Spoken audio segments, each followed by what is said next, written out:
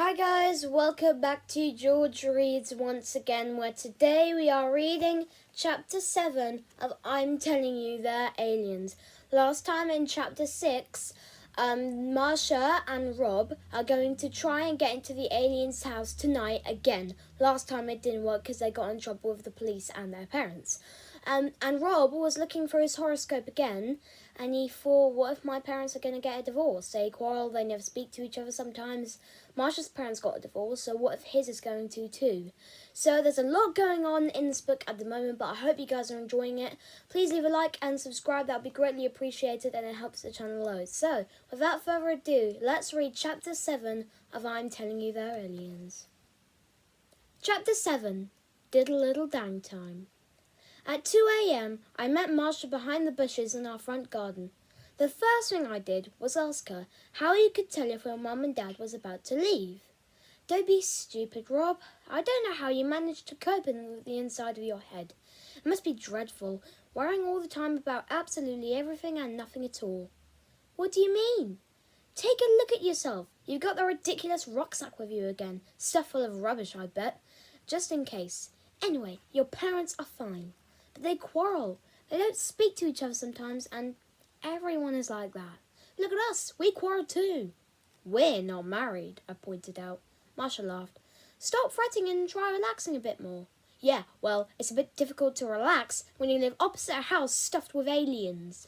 I stared across the dark building opposite. The street was still and silent. The only light came from the orange street lamps. Further up the road, a cat trotted from one side to another, then back again, and then crossed a third time.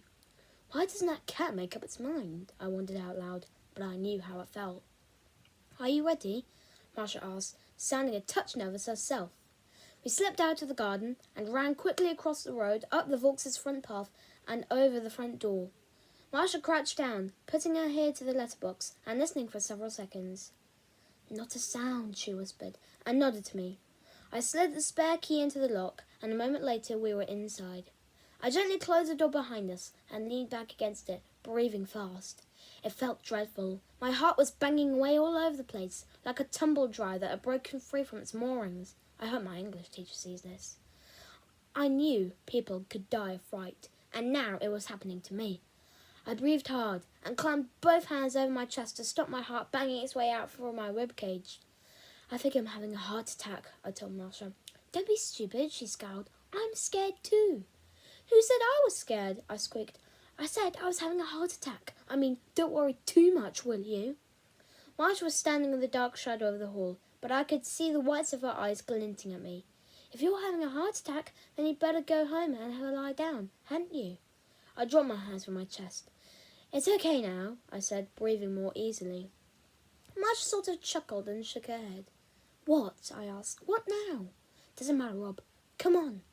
We moved up the hallway, ears on alert. For some strange reason, there were two giant-sized fridge freezers parked in the passage. We squeezed past them. Closed doors stood like sinister sentries on either side of us. Marsha pointed to the nearest one. She reached down and slowly began to turn the handle very, very quietly, screwing up her eyes anxiously. She edged the door open, and we both stared into the room, trying to make out what was inside. Nothing. Well, no aliens at any rate, just loads of monitors and computers and top-spec electronic equipment. The Vaux certainly liked their ding! The penny dropped in both our brains at the same time. This room was full of high-tech stuff. I mean, full of it. Nobody in their right mind would want so much of it.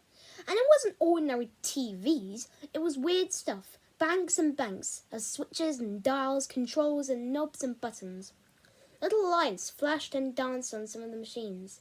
There were tiny screens and one huge viewing monitor hanging on the wall like a picture that had been stolen. Yeah, okay, I know what you're thinking. How can a picture hang there if it's been stolen?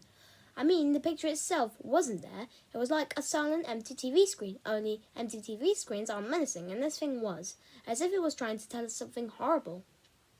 This room made the deck of Starship Enterprise look like something from Blue Peter, and was obviously some kind of control room. We slipped out of the room and poked around in the kitchen and the back of the house, but there was nothing there. It was time to go upstairs. You know those films where you just see someone's feet going up the shadowy stairs of a dark, dark house? There's really creepy music playing, and every so often a stair gives a faint creak and the foot pauses for a moment, and then goes on up and up, and then the tension mounts and mounts until you realise you chewed all your fingernails to bits, and now you're starting on your knuckles, and your eyes are bulging fit to burst, and the blood is ringing in your ears and on hyper alert. It was just like that. Marsha was ahead of me. My eyes were glued to her feet as she went up. Every little creak and she would freeze, listen, and then move on once more, and the speaky music in my head was getting louder and louder. Did-dum, did-dum, diddle-diddle, diddle-diddle, dang-dang-dang. Rob! Marsha suddenly hissed, making me jump. What? Stop singing! I wasn't singing. You were. You were going diddle-diddle-dang or something. Shut up. I clenched my lips shut and followed in silence.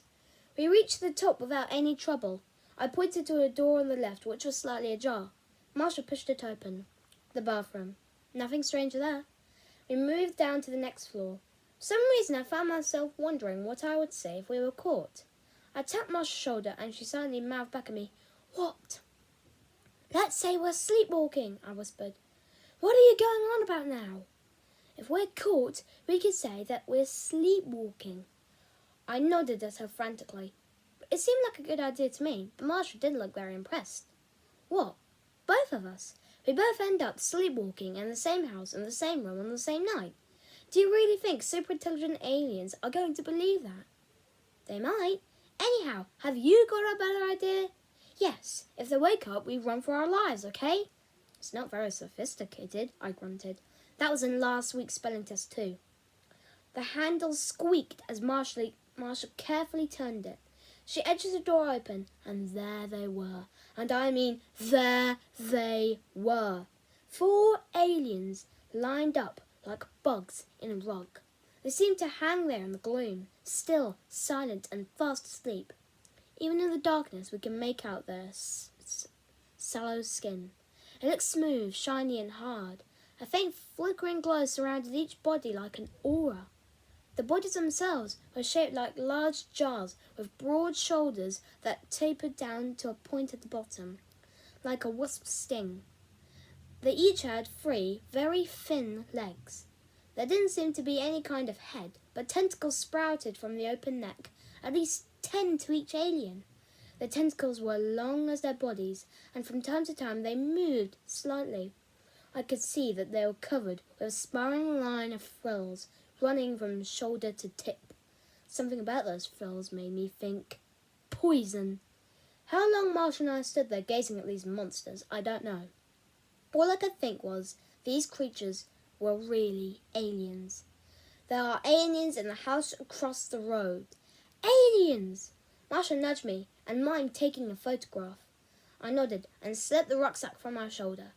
I undid the top and searched for the camera. I pulled out the spare torch and placed it quietly on the floor. I got out several boxes of plasters, toenail clippers, a sling for a broken arm, and a thermometer. We want to take their photograph, hissed Marsha. Not that temperature. Hurry up. I rummaged inside the bag again, found a road map of Europe, and put it on the floor. What's that for? In case we get lost. We're in the house across the road. How can we get lost? Suppose they kidnap us and take us away in their spaceship. A map of Europe wouldn't be much use, will it? Growled Marsha. Maybe she was right, but I still found it comforting. At last, I located the camera and lit it quietly from the sack. Marsha scowled, gave me a thumbs-up sign. I removed the lens cap, got all 4 aliens lined up in the viewfinder, and then had an awful thought. What happens if the flash wakes them up? I told you, run for it. I swallowed nervously. Can we stand near the door then? Marsha moved towards the door and I followed. I put the viewfinder to my eye once more, took a deep breath, and pressed the button. Nothing happened. For several seconds, Marsha and I stood there, frozen with tension. Then I tried again, but still nothing happened. I shook the camera and peered at it in confusion. Why doesn't it work? She asked. I lowered the camera slowly and looked up into Marsha's face. It hasn't got any film in it, I said. Rob! Instantly, a loud humming filled the room, like a gigantic swarm of killer bees staring into life. The long tentacles began to rustle, their tiny frills sniffing and feeling the air. "Run for it!" yelled Marsha, and we practically fell down the stairs and went shooting out of that house like bullets from a gun. We raced down the road, round the corner, along the next street, rounded the corner, and almost reached the town centre before we slowed down and stopped. We collapsed panting in the dark doorway of the shop. "It's okay," Marsha croaked, looking back down the road. "There's no sign of them." I leaned back against the door, feeling its solid, cold hardness press into my back. It was very reassuring. "What do we do now?" I asked. "I don't know." "Those were real aliens, Marsha." "I know. From outer space." "Yeah. I mean, they were real aliens." "I know. Stop going on." "We've got to do something," I whined. Marsha shuffled her long legs anxiously. "Police? I don't think so," she said. "Not after last time. They'll just ring our parents again, and this time we shall really be in trouble." We were both beginning to calm down a bit. Not a lot, but I reckon my heart had slowed down from about 3,000 beats per second to a mere 300. It even felt as if it was back in the right place behind my ribs and not stopping about round my ankles as if my trousers had fallen down. "They don't know it was us," Marshall pointed out. "I'm sure they didn't see us. We leave everything for tonight, but tomorrow you put some film in that camera, we go back and get that photograph." "But they'll be suspicious." "Stop worrying, Rob. They'll just think it was a cat or something." "Really?" Marshall didn't sound very convincing. We slipped back to our homes. The next day was the Saturday, so I was able to sleep in a bit.